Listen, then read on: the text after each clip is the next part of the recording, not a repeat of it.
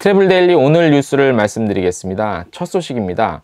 대한항공이 김포와 포항 노선은 감축하고 포항과 제주 노선은 재운항합니다. 김포, 포항 노선을 운항하던 에어포항이 지난해 파산하면서 이 노선의 재개를 약속했던 베스트 에어라인 측이 1년이 다 되도록 별다른 운항 움직임이 없어서 실제 운항 재개는 낮아진 상태입니다. 이에 따라 포항시는 운항 손실 보조금 지원이 커진 김포와 포항 노선을 축소하고 대신 일정한 수요가 예상되는 제주 노선 개설을 대한항공 측에 요청을 한 것으로 알려졌습니다. 이에 대한항공이 대응을 하면서 운항 재개 가능성이 커지고 있습니다. 지난 2016년부터 70%의 탑승률에 이르지 못할 경우 운항 손실 보조금을 지원하고 있지만 실제 40% 내외에 머무르면서 운항 손실 보조금 규모가 연간 19억 원에 이르러 보조금 자체가 지나치게 커졌다고 포항시는 판단하고 있습니다. 하루 왕복 2회 운항하고 있는 김포와 포항 노선 대한항공 운항편이 한편으로 축소되면서 대신 대한항공은 9월부터 포항과 제주 노선에 취항하기로 결정했습니다. 두 번째 소식입니다. 무비자 입국 허가 참여 여행사가 추가로 발표됐습니다. 롯데 JTB와 US 여행사 등 총 23개사가 새롭게 추가로 선정이 됐는데요. 문화체육관광부에서는 복잡하고 다양한 입국 허가 제도 정비를 통해서 인바운드 수요 증대를 목적으로 하는 법무부 무사증 입국 허가 제도 통합 지침을 운영하고 있습니다. 얼마 전에 추가 제도 참여 여행사를 모집을 했고요. 이번에 23개 여행사가 새롭게 선정이 됐습니다. 아울러 중국인 일반 항승객 유치는 중국 전담 여행사로 지정된 업체는 모두 가능하며 이번 제도 참여 기간은 1년으로 내년 6월 30일까지 운영이 됩니다. 중국 광둥, 홍콩, 마카오를 하나로 연결하는 이른바 GBA 11개 도시에 대해 마카오 관광청이 본격적인 홍보 활동에 나섰습니다. 마카오 정부 관광청은 광둥, 홍콩, 마카오를 묶는 광둥, 홍콩, 마카오 대망구, 이른바 그레이터 베이 에리어 GBA라고 합니다. 지역 홍보의 시작으로 지난 7월 5일 싱가포르에서 소개하는 행사를 진행을 했습니다.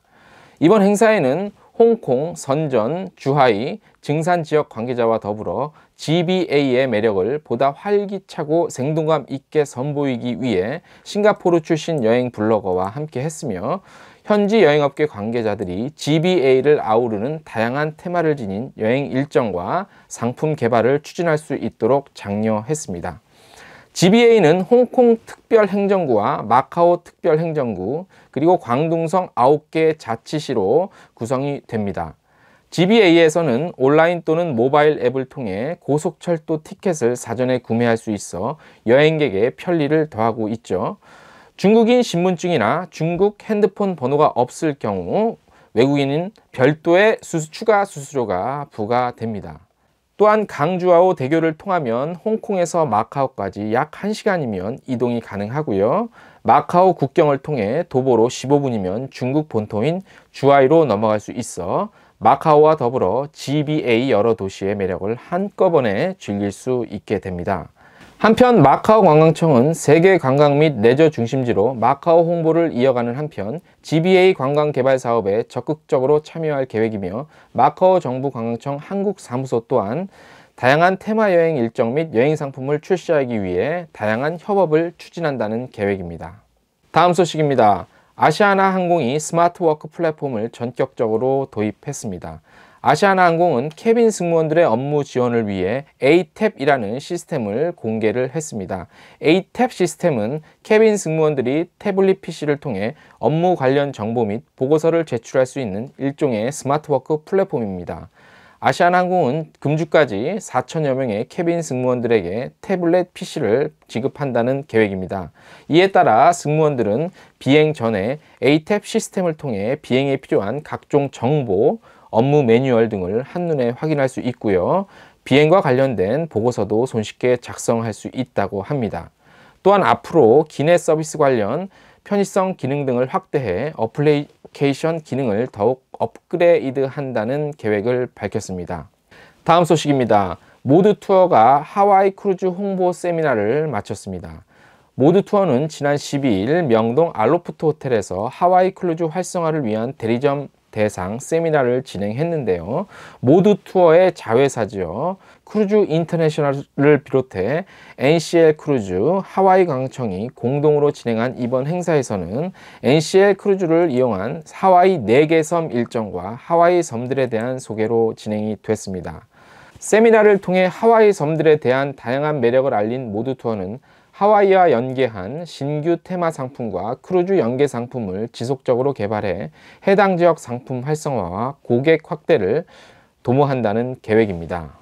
오늘의 마지막 소식입니다. 마지막 소식은 좀 재미있는 뉴스를 저희가 준비를 해봤습니다. 제주항공에서 임직원과 이용객을 대상으로 설문조사를 실시했는데요.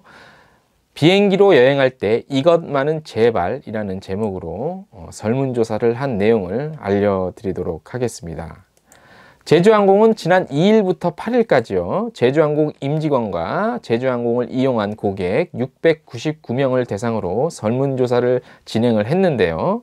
설문에 참여한 객실 승무원 344명 가운데 38%에 이르는 인원이 승무원이나 다른 승객에게 시비를 걸거나 소란 행위를 가장 매너 없는 행동으로 꼽았다고 합니다. 그리고 267명의 탑승객 가운데 39%가량은 우는 아이를 내버려 두는 행위를 항공 여행할 때 가장 주의해야 할 첫 번째 행동으로 뽑았습니다. 우는 아이를 내버려 두는 행위에 대해서는요, 승무원 응답 가운데 두 번째로 많은 26.7%가 나왔고요.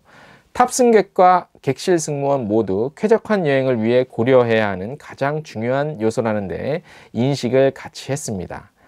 이어서 또 보겠습니다. 객실 승무원은 술에 취해 주사 부리기 또는 흡연, 시끄러운 대화, 탑승객은 의자를 발로 차는 행위, 승무원이나 다른 승객에게 시비를 걸거나 소란 행위, 술에 취해 주사를 부리기 등 순으로 기내에서 하지 말아야 할 행동으로 승무원의 요구사항과 탑승객의 요구사항 설문조사를 발표를 했네요.